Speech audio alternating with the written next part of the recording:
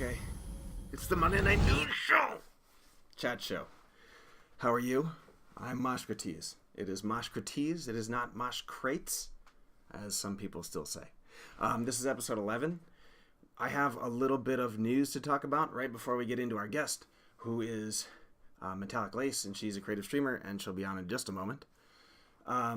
So, usually what I first do is sort of talk about what's going on with the stream. First of all, last week, there was a lot of awesome feedback to the show with Kitty last week, and it was fantastic, so thank you. And hopefully I've cleaned all that mess up.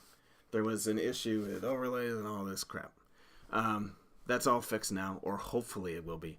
Please send your feedback in at the end of the show, like last time. We do our little post-show thing. What was the other thing? No, I forgot. The whole Sith thing that I've been talking about with the new segment on the show, that's still coming. And I think that's about it. That's the only two things I wanted to mention. Let's go right to the guest. Let me get my headphones ready. And let's go right there. That is the wrong button. This is the right button. Okay. She's here now. You can't hear her yet. Hang on. Now you can hear her. So say hello. Hi.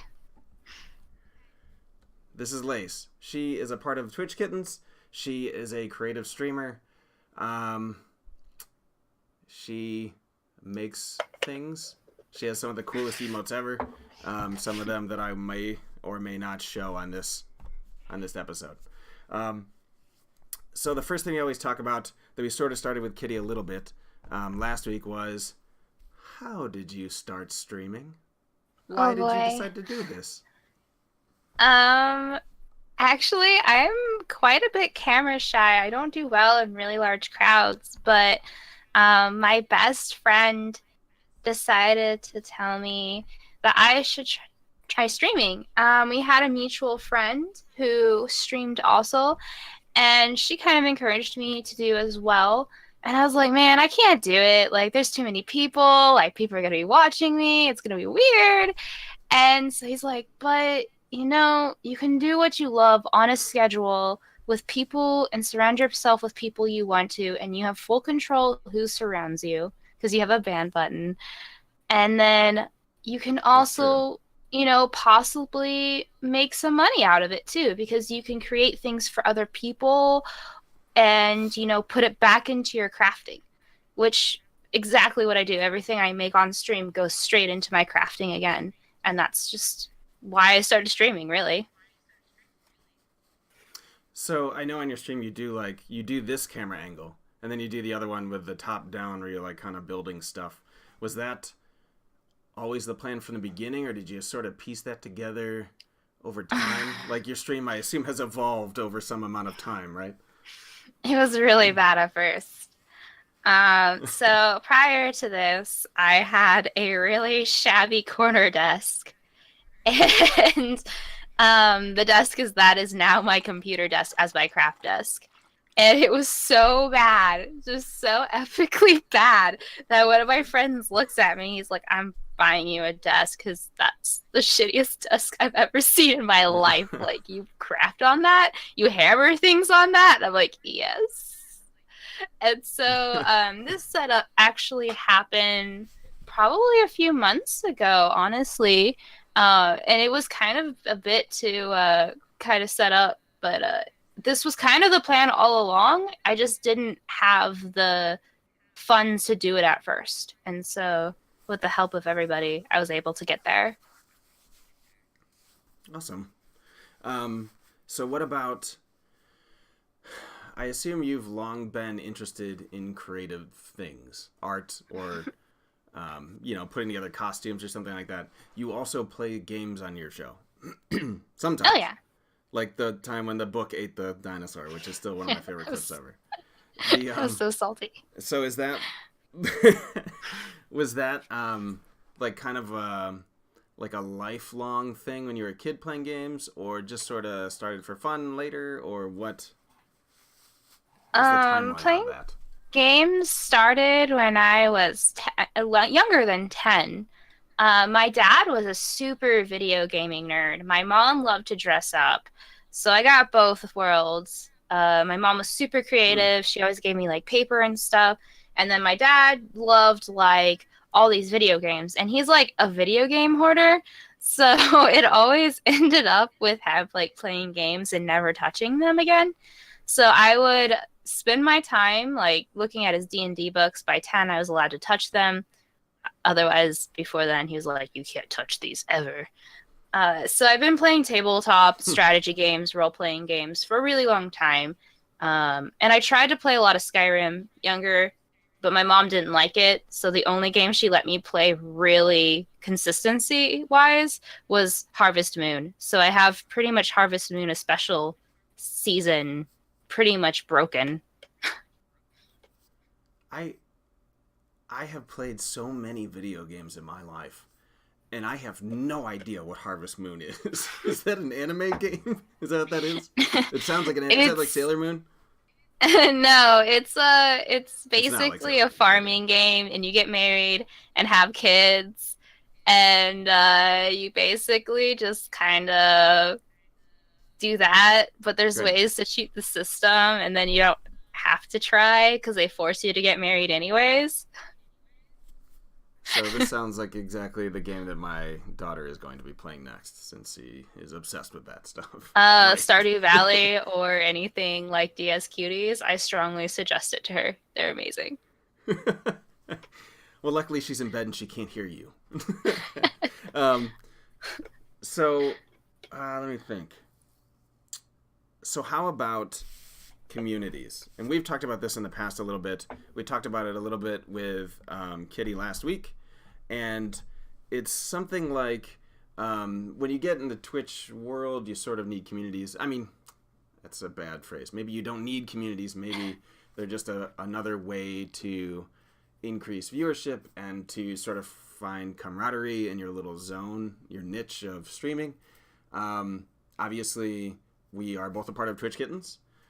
Yeah. I believe, and you can talk about it in a minute, that you are part of other um, Twitch communities specific to the creative world or artistic communities. I'm Hmm. pretty sure I've heard you say that before. Yes. So, can you talk a little bit about maybe the difference between the oops, that's the wrong screen. There we go. The difference between something like Twitch Kittens, not necessarily that one is better or worse than the other, but what's different about a creative community that makes it more interesting for creative people to join together and that sort of thing. So with gaming communities, I feel like a lot of times is centered around types of games. So you guys have like a lot of World of Warcraft channels, Destiny players, like the big hit games. And I think what most people tend to realize and sometimes don't actually realize is creative is kind of squashed under like a single game. Like League of Legends squashes creative, like as in a Yeah, community. that's So basically, yeah. saying a gaming community could either mean very niche, right? Whereas generally, what happens with creative communities is they can say they're focused towards fibers or whatever or not. I'm in the Naughty by Nature team, but at the end of the day, they Is that invite like the all artists because there's not enough of us to go around. There's maybe, a few hundred streams of us and maybe mhm. 7,000 to 10,000 watching us at a time. So can I let's go back real fast. You're in the Naughty by Nature team? Is Yeah. that like the band, or is it Naughty like Notty and it's a play on a Yeah, yeah. Like tree stump or knots, something? naughty my nature, it's all Oh, okay, fiber. gotcha. Oh, look at that. Is the nature with a K in front? Mm-hmm. Oh It's my pretty god. good. I think I might want to be part of this team now.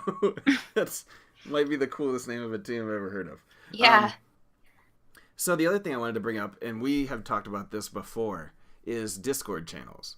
Um, so the Twitch Kittens has a Discord channel which is like billions of people.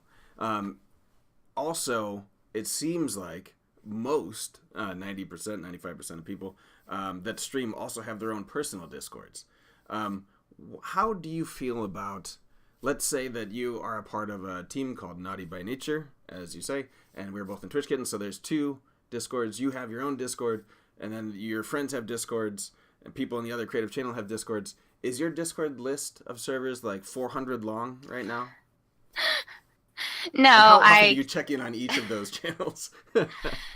I have a mainly maybe about 10 that I check on a regular basis and talk in. You kind of just put the most important ones on first, and then if you want access to emotes, which there's a few channels I do subscribe to, and I love their emotes, so I'm in their channels so I can have them all over Discord, and I'm not willing to play for the Nitro thing. But no, it just depends. You just choose the ones you're most active in, the people you feel most comfortable in, and you should probably stick to like 10 active Discords or so, however much you can handle. Right. I know that just in the Twitch Kittens group and the people that I sort of chat to on a daily basis, I think I started out using Discord with literally one group, my gaming group that I've known for a decade or more.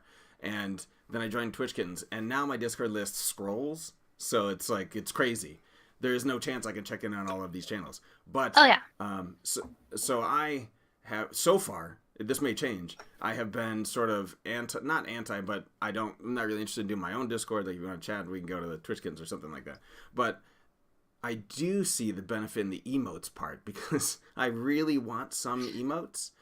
For instance, Dark Athena has the Sith Kitty emote, and I have wanted that emote for so long, and I can't use it unless I'm on her disc. So it's like a weird thing, like if you want to use the emote in some other channels, you have to be part of this Discord as well. Not that I don't want to be part of her Discord, but if I want to use a Sith Kitty, which is required at this point, I have to include that in my list of Discord channels. So it's actually it's an interesting push to give everyone, to like force everyone to have their own Discord channel, actually. Mm-hmm. I wonder if that's a business decision by the Discord developers, actually.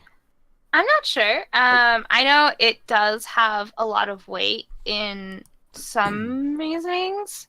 I know a lot of streamers that don't have Discords and choose not to, because it does allow a lot of collectiveness and connectivity on stream and not necessarily off stream, and it's easier to sign off. It really is if you don't have a Discord, because there's some days that I just I'm bored and I start camping my Discord.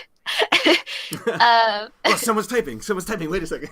I was like, okay, like someone wrote something, someone posted something, and then I don't really take breaks from it when I should. Right. But then owning one, you have to have like the infrastructure set up, right? Like I know that I sort of hover around the questions help channel in Twitch Kittens, but we've had a dozen questions about what bots to use in Discord and how to set all these things up. I know that can be a headache. So it's like another thing sort of added on top of having a Discord channel, is having to also set up these rules and ranks and have, whatever, with these bots that kind of run the channel for you when you're not there. Yeah, the maintenance is a chore. Like streaming, you have to maintain your Discord as well. And so I personally am terrible at bots. So I have my head bot coordinator, Miff, and me and him constantly have conversations about things that are broken. He needs to fix this. You need to change this. This is a problem. And I think I spent like the last week just constantly in the mod channel, and it's been kind of a nightmare. I can imagine that. I can imagine that. I know that just in the past week, the TK bot went weird or something. Like 2 different things happened with that. So I can imagine how difficult it must be to just maintain your own small bot for your own small channel, let alone something like 10,000 users are now messing around with different bots or something, and you got to deal with those permissions. That must be a freaking nightmare. I can't even imagine it. Well, I mean, that's why you use all-in-one bots usually. Typically, that's why all-in-one bots are suggested during stream as well. Because, granted, to say they're not easier, they are not. There's a huge learning curve. But if you can get past that learning curve, you ultimately find that you ultimately find that it's actually easier in the long run because you could build up infrastructure. You can't necessarily just change over. So there's no changing over. You could have a base infrastructure and then kind of build up. It's not always ideal, especially for someone who's just starting out, and it is a huge pain in the ass. I will not deny it, but I think it's really, really worth the time. I can see that, and I'm sort of in at the point where I'm delaying doing it now. I think that eventually I'm going to have to, especially when these emotes get redesigned. And by the way, I totally just switched scenes and scared myself because I can hear it, like the transition sound in my ear. So I'm talking to you, I hit the wrong button and it screeched into my ear so loud I almost died. So I apologize to the viewers for that, first of all. Okay, so the next one is the format. So you have, we obviously you're creative. There's another whole subsect of Twitch that is IRL. And there's a user of Twitch Kittens named Zenagami. I'm sorry if I'm butchering his name. But we had like a talk a couple weeks ago about the difference between creative and IRL. And his thoughts were that IRL sort of stomps on creative. So Not necessarily. How do you do the artists and the artist work type thing? Does that stay pretty much solely to creative, and IRL is just for, I guess, chat shows like this or out and about type things? Or like, I don't even know how that works exactly. You find yourself just staying pretty much in creative? I choose to be in creative mainly because I don't really care about growth. I think for creatives, it's really important to note that yes, in a way, he's right. In real life, does stomp on creative in a very strong, strong way, but that doesn't necessarily mean it's a bad thing. What a lot of creatives like to do, and a lot of the bigger ones like to do, the ones that have the mod power stay in real life, and then that's how they gain their followers. But for people like me who have mod power and they're not tired, I'll switch over to in real life occasionally, gain followers, and then I'll snuff out the trolls by moving back to creative.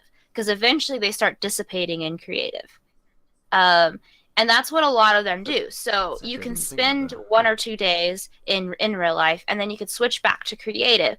And ultimately, these trolls will start snuffing out. Some of them will stick around. Some of them will stay and troll you, but others won't. And only the really loyal people start staying once you switch over to creative, because there's no point.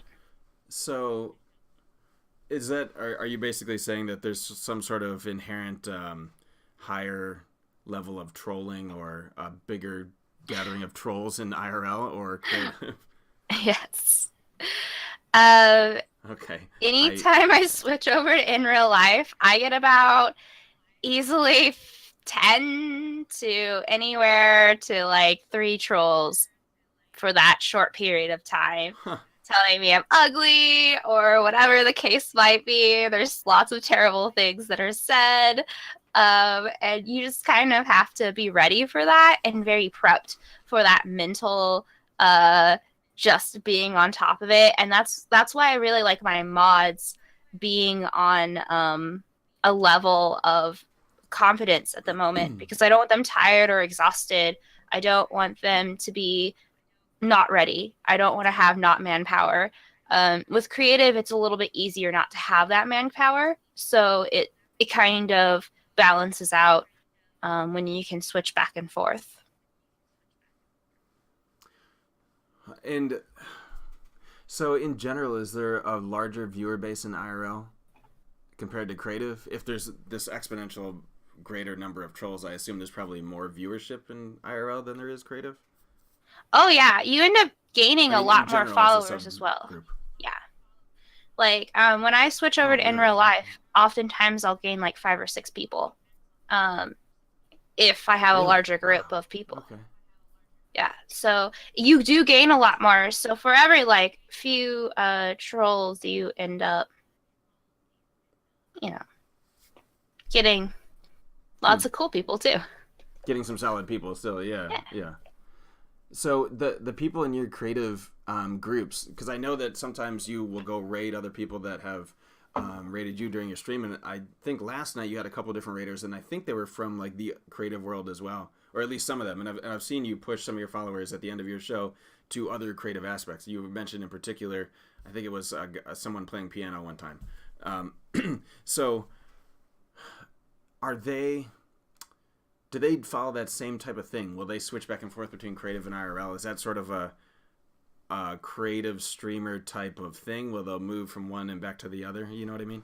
Or is that just something It that you figured out and this is what you found that works? it's a personal choice, is what it comes down to. Because like in real life, if you want growth, and you could choose to stay in creative and you'll still grow, but exponentially slower.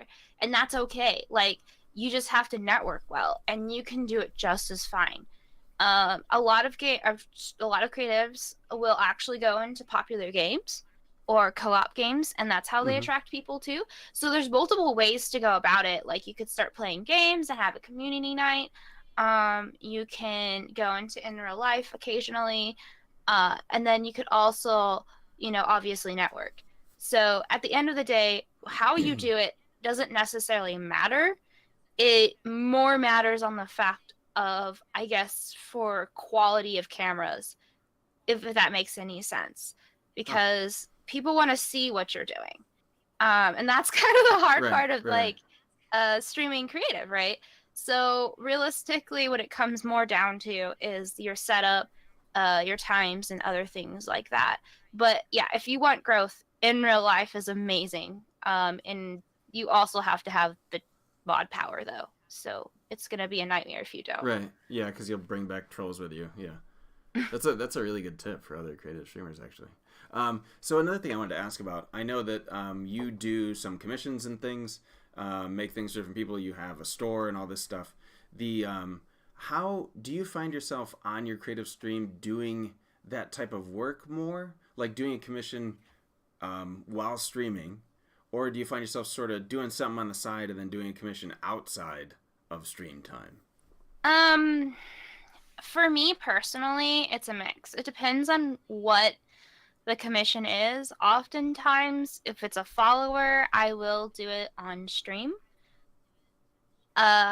But if it's someone who kind of hires me outside, I don't do it on stream.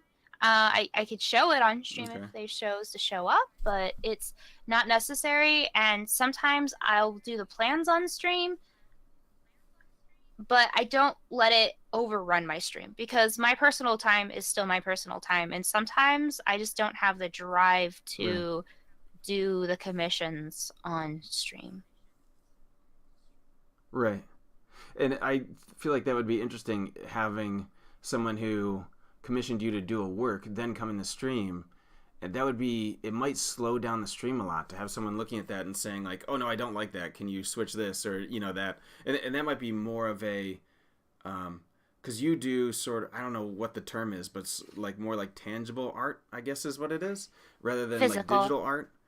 So yeah, physical. Thank you. But I assume that probably what word is that? Digital artists have a problem where if they're doing a commission on the stream and they have the person who commissioned it come in the stream, I would bet that person sitting there like, oh, I don't like that line or change this color, and then it becomes this whole nightmare of you spend the next 4 hours just doing this with one person and it's only them in the channel. In That would light, be rough. um, we in light, I would say that those particular people are the type. And I don't mean to diss them. I understand if you have a very specific thing in mind. Um, but I always ask a ton of questions. Like my questions are endless when I'm making a commission for someone. I'll reiterate drawings 5 or 6 times before I start on the physical item, and I basically tell them, once you approve this drawing, this is official, and I ain't changing nothing. Um, so they Right. have to accept it as it is. And document wise, anybody who is a creative, please write legal documents up for yourself. Like, because at the end of the day, if you say, if you refuse to take this item because you absolutely hate it and you've already approved of the picture, and you have proof of that, then you can basically say to PayPal, be like, yo, they already agreed to this contract, so they're only getting it half back and they're going to deal with that. Hmm. um, Yeah, that's interesting. I didn't think about that. but you have to deal with it in different ways because a lot of people are not like that though. Mosh, they're very kind. Like when you're making it, they love seeing it Huh. happen, and they might make suggestions, but most of them are like, that's that line, that line, that line. They're not normally like that. So it's Right. it's normally much nicer, but I have had people like that. And so that's why I have it in my documentation that once you approve of this picture, you're stuck with it. And if you don't want it, you're paying half down Right. for my time. So accept it. Right. Right. And also being a physical artist and sort of creating things that people buy, you also have to deal with I assume the shipping aspect of all of this Oh scenario. gosh. So Yeah. I assume that's like another added headache that maybe like digital artists don't have that, you know. No, a digital artist doesn't It have seems it. like a lot of work. Yeah, a digital art doesn't have that, and that's kind of nice. Unless they're selling prints and stuff like that, they might deal with that. But most of the time, they may not have to deal with it. But they do get more load, right? So I can basically say I physically cannot Mm, make any more because I don't have physical stuff. But with the digital stuff, it stores nicer. It tends to be a little bit easier to deal with. It's still very a skillful art. Don't get me wrong. Like I have yeah. utmost admiration for someone who can pop out digital art like just so beautifully. And it's just kind of a different method and mechanism because when I have to look at my stuff, I have to think of how much is this going to cost internationally? And how am I going to Right. balance out my shipping cost and my cost? And this is kind of the same thing every artist faces. Is like, how much is my time worth? How much is my material worth? Because even within digital art, you have to think of the programs that you buy. So Photoshop, that's I think was like $120 for a year Hmm. subscription.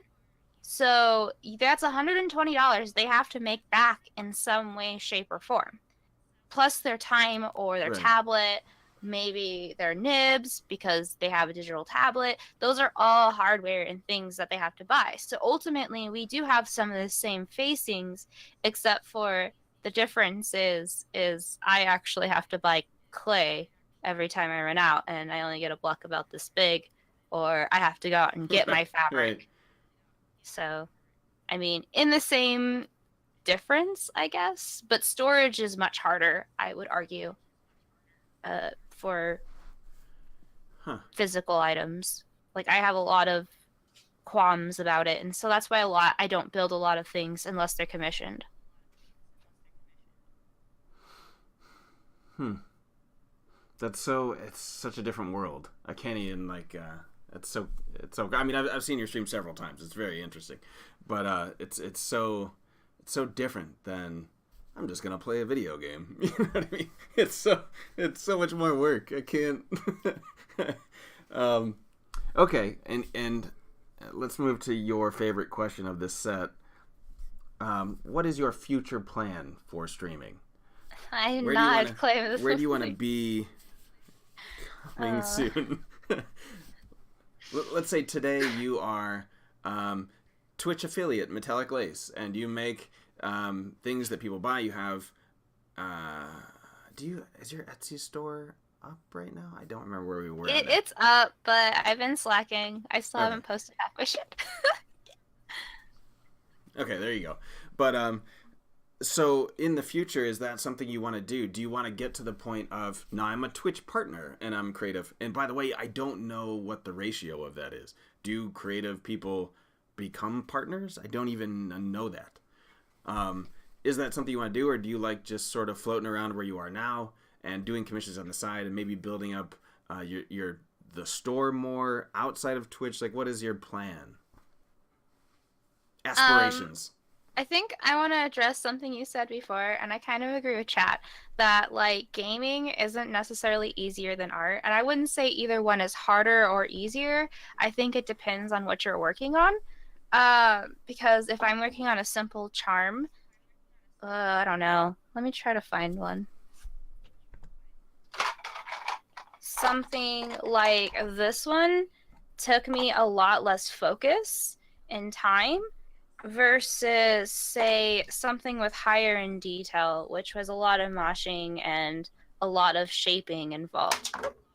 And basically, what you have to think about is there's competitive levels and selling levels and high quality levels. There's different levels of quality you would do. And with gaming, it's pretty much the same. Like, you can game to have fun and not be serious, but you can also be not so serious about art. Like, I am far less serious than some of my counterparts that I adore, as in creative, Mm-hmm. but I still take my commissions extremely seriously. Those are higher quality levels. Yeah. So, like, example for my emote, this guy Yes, the took me dino. a long, long time to do. And I did 2 emotes that stream, and it took me 5 hours to do 2 of them. And that wasn't even just everything. So you have Right. to realize, like, a lot of times, like, you spend extra time making sure your video games get captured properly. And the same way I make sure these are glazed properly, before I send them out. I package them up nicely. And so it could actually take the same amount of time. It's just, it's a different level. It's what you want to deal with, how serious you're about it. Yeah, that's So, true. And also that, yeah, that might be true for a lot of game streamers. I know it's not for me because I just click one button and everything works immediately and I have to spend no time setting anything up. So, um, no, I hear you though. It makes sense. And there's different levels to that, like you were saying, creatively versus gaming. yeah. Okay, tell me, where are you So gonna be? my 5-year plan, where I'm gonna be. So if Mm-hmm. I were to be perfectly honest about my community and everything, it is everything I dreamed it to be. My stream and my community, and primarily my community, is beyond what I could have ever expected. Like, I started out not thinking I was gonna get much of anywhere, and then I'm seriously more tickled pink by all the kindness and all the love that's been spread around. And even just like within the communities that I've been in, everyone's been just beautiful and kind and accepting. And I can't really say much more than that, because that is everything I wanted, and I want to continue having that, and I want to foster that powerful relationship.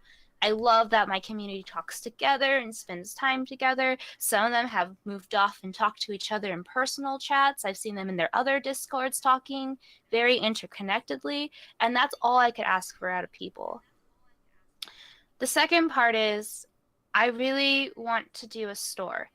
um, Mainly because I think it would be absolutely amazing to do creative for some work and to support people in the process with their creative works. I understand when artists don't want people to share their arts because it is a form of possible competition, but for me, I feel like it's really awesome to spread different art styles, and I don't do it because it's my job. I don't do it because I need the extra help.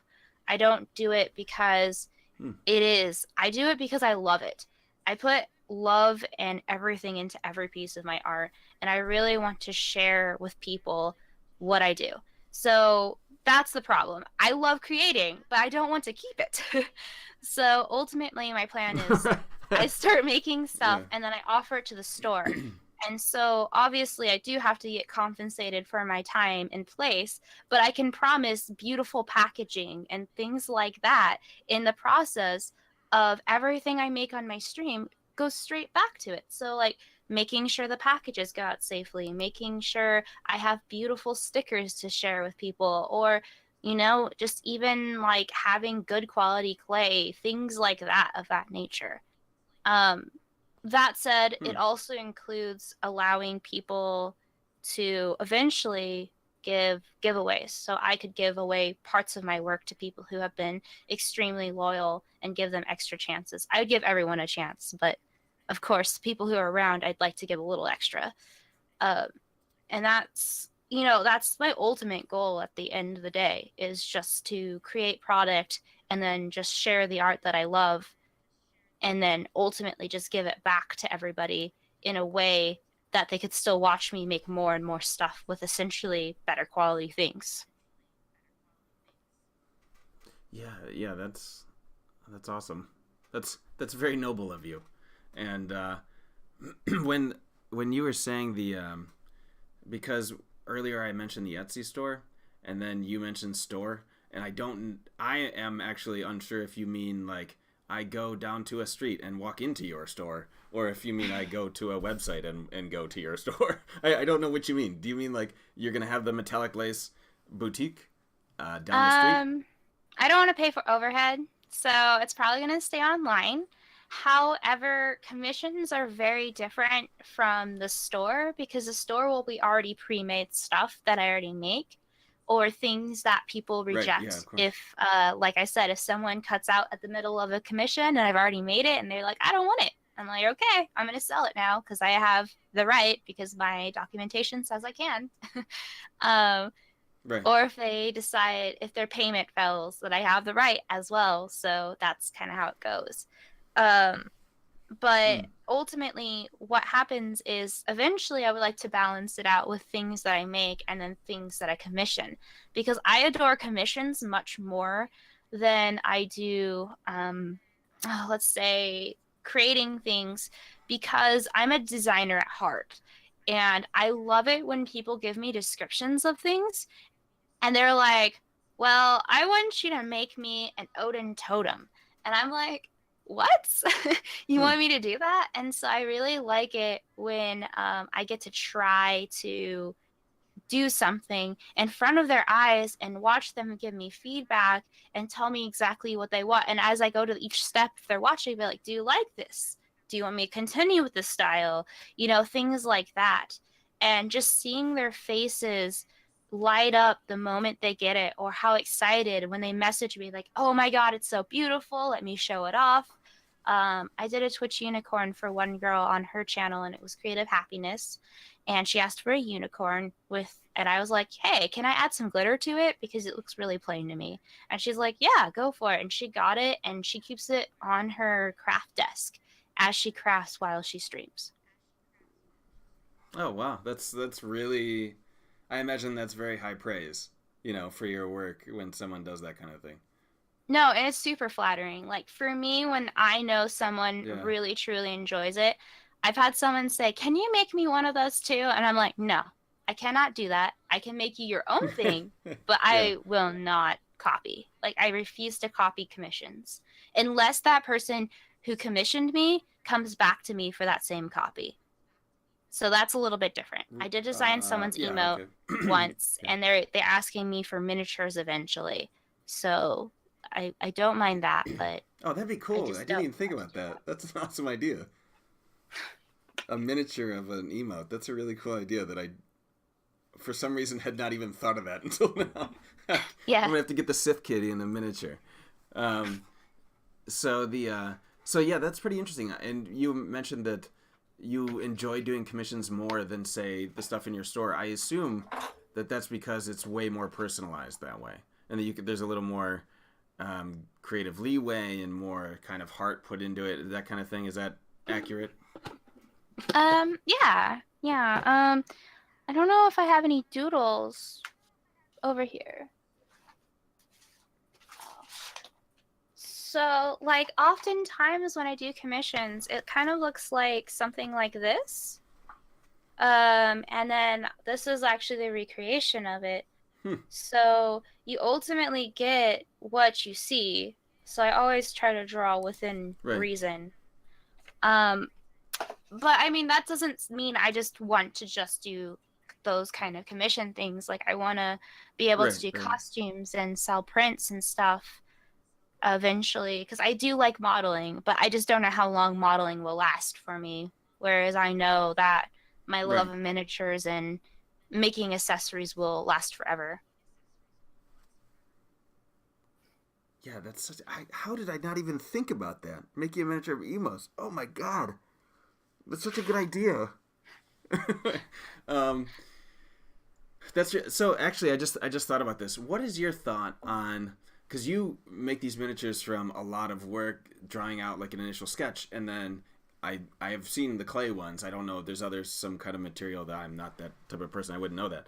But what is your thoughts on sort of the same type of work but with a 3D printer? Do you see that as like a monstrosity of technology versus um, kind of crafting it by hand?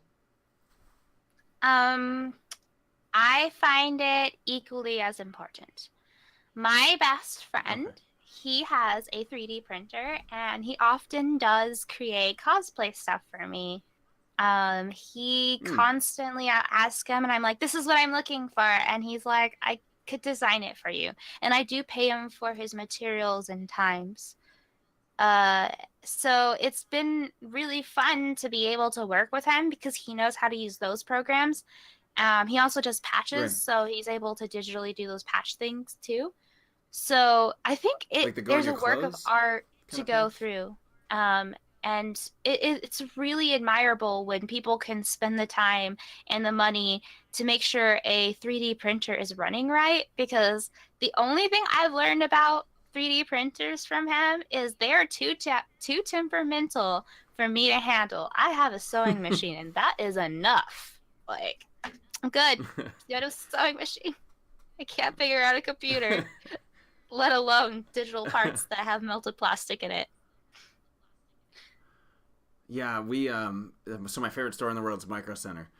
I wish this show was sponsored by Micro Center, but I took my daughter there one time to buy some computer parts, and she saw a 3D printer, and it was like the coolest thing she'd ever seen. It was creating this thing from scratch. I kind of feel like I should have one at this point, um, but it might be one of those things that I buy and then never ever use again. Just like create some weird thing for her to run around the house with.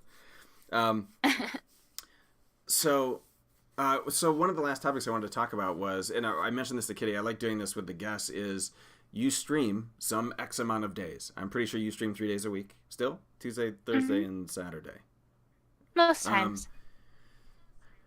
there is a balance that need to be struck with life and with streaming, and I know that sometimes streaming can get exciting and people, you see some streamers nowadays, some of the big streamers, I always reference the doc, but you can think of anyone that is like 8 hours a day, 6 days a week. That's a full-time job. Maybe they don't have another job to compete with or whatever. We both have jobs outside of the stream world, but you still need to kind of dedicate time to going outside, breathing fresh air, or going shopping or something. um, what do you do to balance it out from sitting in front of cameras all day? Do you find yourself being more because you're on camera and there's people, you're interacting with people all the time, you're sort of a little bit have a spotlight on you and people are kind of critiquing you, if only just looking at you while you talk. When you are sort of in the real world, do you find yourself not putting yourself in those situations and just doing like a reserved type thing, like reading in a bookstore by yourself and you don't want to talk to anyone after doing the stream thing for so long? um, I'm almost hitting my year, so my year mark will be in May. So I can't really think of anything major except for things that when I first started streaming, it was a really huge discussion with my partner, and it was a lightly long and painful conversation to have with my partner. Because he at first was very skeptical of online people, and to this day, he doesn't really like online people. He has to have them tangibly in front of him before he considers them human being, which is, I don't. I value relationships in all Hmm. forms and shapes, and I accept that he has a different view. So it took him a long time to warm up to the idea of me streaming. The issue that I had is that he told me that summer and spring have to be open during the weekends because if we decide to go out and the weather's good and we go backpacking for 2 days, we have to have that accessibility or else. Like, he would not have it Right. any other way. And we had this long discussion about how it should look, how he didn't want me to stream on weekends, yada yada yada yada. And we've revisited this topic 5 or 6 times now. It's been a very interesting concept. So we started out thinking that because on Wednesdays I go visit friends. So Tuesday, Thursdays work out really well because it leaves us the weekend. And Right. Mondays and Fridays. And he doesn't really care about those at all. So it works out. It wasn't until actually recently when my numbers started going up, he started warming up to the idea. And I don't mean him to sound really like greedy, but when he found out that I was actually making some profit out of it to where I was actually not Right. spending any of my own personal funds for only stream related stuff as much, he felt much more comfortable with it because we micromanage our accounts pretty closely to be able to live on pretty low wages in the city. Right. So we have to be very careful. And so like he was like, "Oh yeah, you're making money? Oh, well, okay." And so eventually that kind of trolled into, "Hold up, let me see how this means to you. What is this value to streaming for you?" And so ultimately, he Mm-hmm. found out this is something I wanted to keep around and keep on doing. And so we talked about what we would do if I wanted to stream and we had children. What would we do if we did all of these? So we had all these really hard conversations that are very realistic in the terms Mm-hmm. of a relationship to figure out what would we do.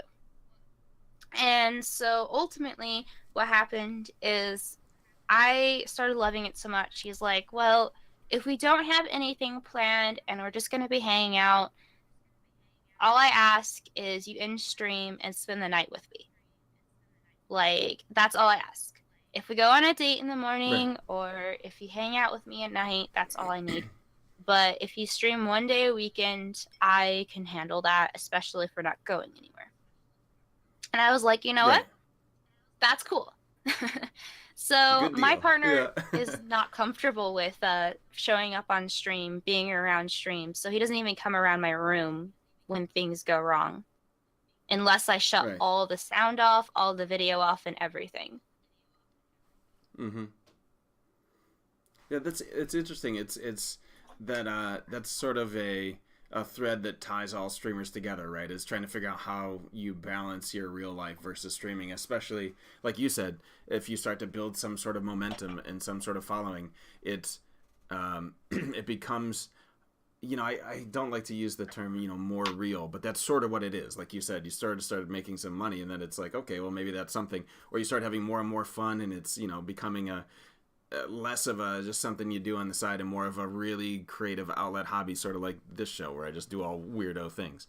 Um, so yeah, it's interesting to hear everyone's conversation like that and how either their significant others or their balance with their friend groups or children or whoever it may be or family. Because I know a lot of people that stream that are pretty young and still Hmm. live at home.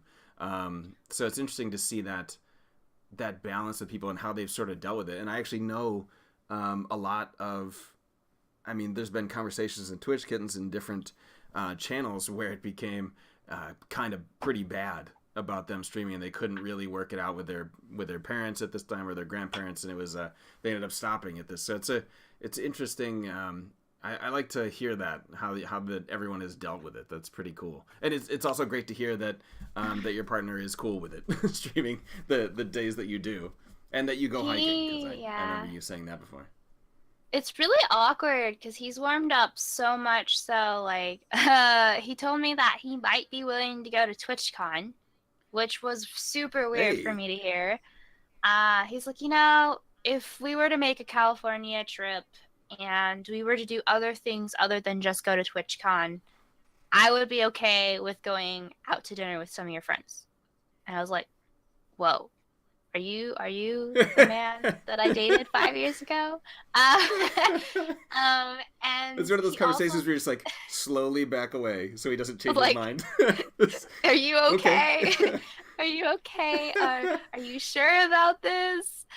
And then he Yeah. also told me that he was okay at some point if I ever became big enough creative wise. He said that if you made a certain amount, I'd be okay with you quitting and just going full-time streaming. And That I was would be like, awesome. that's probably never going to happen. Uh, but but it's cool, I guess. I will take that in mind. He's like, no, I want you to do things that make you happy, and I realize this is an integral part of your life, so we will make it the best quality as possible. So when we're off stream and shit starts breaking and I'm like, I can't figure out this technology, like this is breaking and I can't get it, and Right. he'll be like, okay, don't worry. We'll make sure it's the best quality as possible. We'll give you all the technology. We'll optimize your computer. And then he just sits on my computers and fixes everything because I break things. That's So awesome. it's been an interesting transition over a year. Yeah. Yeah, those conversations where it's, you might be okay with going out to dinner with your friend. That's like you just sort of okay, say that one more time and get them on video doing it, and then just save it for later. Like slowly put it back in your pocket. uh, that's amazing. Okay, so one of the conversations we had last week after the show was that hey, we should have some time for questions and answer. So we are doing that now. Now is the time for that. Yeah. But not before I do. Hey, all right. So let me scroll back up in the chat and find. I will find a question for you. I did see one that at least that Mike put on.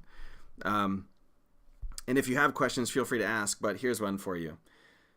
So if you do creative, is it better for exposure to be an IRL over creative? We may have already answered that. I think we did. Because of I the don't think it's yeah, because better. of the I people think it's there if and you the have the trolling. manpower to handle the trolls, because you'll get a lot of troll raids, obviously like the typical, like in real life cancer chat.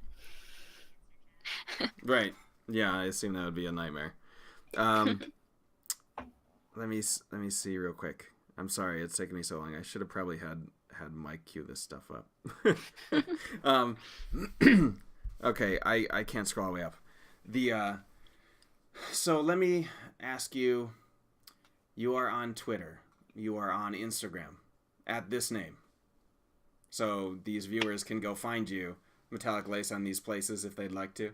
Besides going to your Oh, channel, which is just below your picture. So please go follow her on all of these social media accounts. By the way, there is a picture of a tiny dinosaur nugget that is an emote on her channel. That is an amazing emote. Actually, can you tell that story of that emote real fast oh about my making that? gosh, the angry dinosaur nugget, the name of this guy. Okay, Yes. so so we were talking in the fox. You want to see the fox too? I don't know where my fox is, Florian. I don't actually know where it's at. I'll find it one day. You know, I had a picture of it, but it's not queued up. That's probably my fault. Yeah, I don't know where I put it. I'm sorry. So the Dino Nugget actually was created because I asked um my viewers what kind of emotes they want. And I was like, okay, so suggestions are open. And they were like, I want an angry one. So when you show rage, and I'm like, but I don't like rage. And so I didn't like the salty emotes. I didn't like it. So there's nothing that makes me angrier than burnt nuggets. I hate burnt food. So this is a burnt nugget. It doesn't look delicious because it's burnt and it's nasty. And so the dinosaur's angry because he burned. That's the name. That's the reason why he's angry. He is the So, epitome of hate and for me. so in the game you were playing, we had to draw something, and you drew a dinosaur, and then it's I wish I had that freaking video queued up because it's my favorite thing ever. But the dinosaur gets eaten by this book on a clip, and if you go to Lace's page, you can look in her clips to find this. I'm pretty sure one of the mods clipped it. There's Do you have open links up? I can actually post it. there's no way I'd be able to show it on the show because I am not sitting at the place where I could do that from. But I I can. will. We can link it maybe. Oh, Yeah, I actually have it in clips. Okay, there it is. So I did see a question about cameras, and I'll answer that in a second. oh I yeah, did yeah, see it. But yeah, yeah. That the person that that's asked the that clip does he some was model stuff. talking about with the dinosaur being eaten. It's an He awesome clip. warned. Everyone should I go was watch it. super It's hilarious. angry at the book. um, so I imagine I need to go watch that clip again because I does it show chat? I don't remember, but I want to go watch that VOD and see if your I assume that your users were putting Dino Nuggets into the chat, No, both it because you were was. I angry don't actually and also remember. because the dinosaur was eaten. Well, it wasn't approved um, yet, sadly. So okay. yeah, but So that's the yeah, story the person that asked that the person with the camera question, he is a mod in my channel, and he actually of. does some streams where he will like paint models and build models and stuff. So yeah, that'd be interesting to hear your view on the camera setup that you use. Okay, so Maf, you particularly say I would strongly suggest look. I use Logitech, so I have a 922, and then the newer one, I forget what it's called. But I you have to have two different cameras, otherwise they start clashing really awkwardly, and you can't play it without some really wonky setup. So make sure you do two different cameras. The C20 is the one I personally use for mine for Logitech, but as long as you get one that picks up fine enough details when you're creating and is able to be on an arm, I think you'll be fine. Especially if like you're just starting out, because the second webcam can cost a lot. And I think my webcams together are about $150. And it's not an easy price to bite. Like it really isn't. So get the nicest camera you can get, and then you can possibly work from there because the nicer the detail, the better the light, the better the everything. It tends to catch the small details a lot better. But that would be my Yeah, that would be my suggestion. follow up. Okay. Hmm? My follow up question to that would be: I've seen your stream a few times. The the camera you use to actually create stuff is sort of like this top down camera that's on an arm that she was sort of describing. But do you have other lighting sources you use specifically for that, or do you just have a decent lighting in your room, and where you're sitting doesn't really shadow over the piece that you're working on, and that it ends up looking okay? I'm really lucky because I have a room that's fantastically super bright, and I have a daylight 500s or 5000s that are like meant for like photography, like super bright rooms. And I think for the first week it was really painful, but I'm used to them now. So I typically don't need it. But if you're having issues with lights, your typical setup still applies. So you'll have like a focus light and a fill-in light. Just like if you were to fill in your face, you would do the same to your desk if you have issues with lighting. Uh, it's just a little bit weird to set up. I really like command hook shelves. I don't know if everyone else feels the same, but I live in an apartment, and if I were to put nails in my walls, my people would hate it. So I actually have my other cam up on the wall that hits my face on a command hook shelf because I just can't have it anywhere else because I'm short and it has to go over my arm. So you might have some issues, Moff, with your webcam and your arm hitting if you decide to do a top down. because you just have to make sure it's high enough up to where it doesn't cut off your face, and then it's it's low enough to Oh where yeah, you and then you can have to be actually see it. yeah. So Yeah, that kind of makes logistics, I sense. And guess. I yeah, I could see that being a nightmare trying to work that out because you want it to be close enough you can see detail, but also see yourself as you talk about it.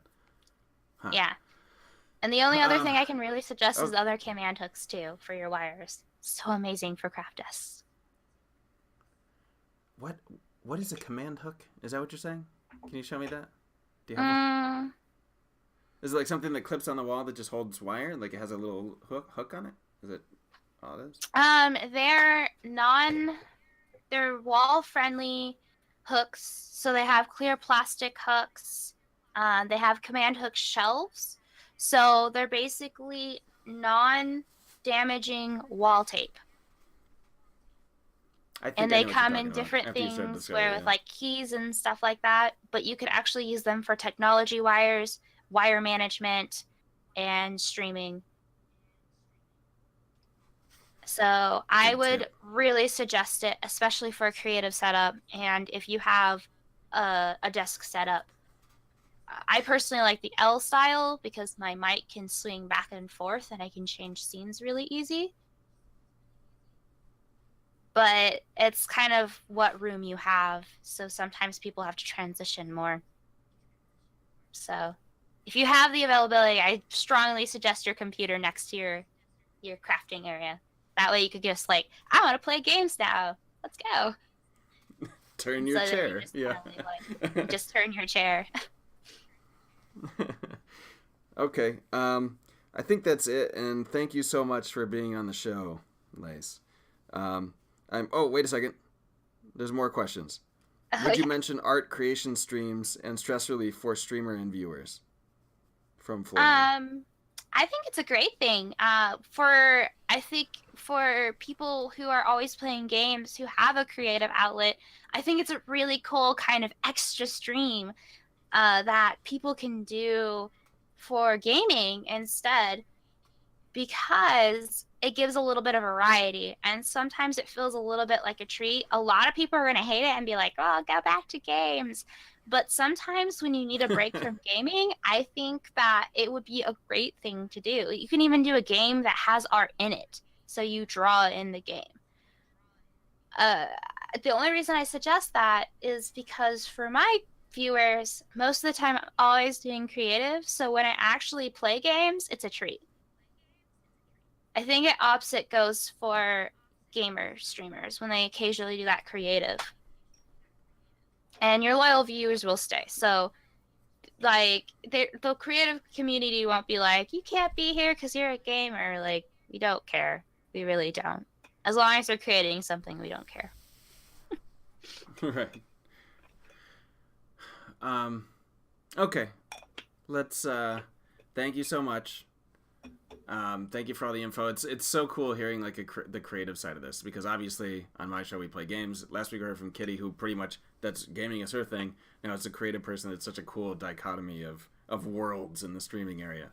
Um, Lace's link is beneath her name. You obviously can't click on it, but you could type that in, and I'm sure that that Mike will shout it out at some point if he has not already. Please go follow her and show her love and support. And on Twitter and Instagram too, at that name. I don't. I'm sure there's links all over her page to find her store stuff. So please go look at that. I'm I pretty don't thorough. have that stuff queued up. There you I'm go. pretty thorough. Thank you so much. As I said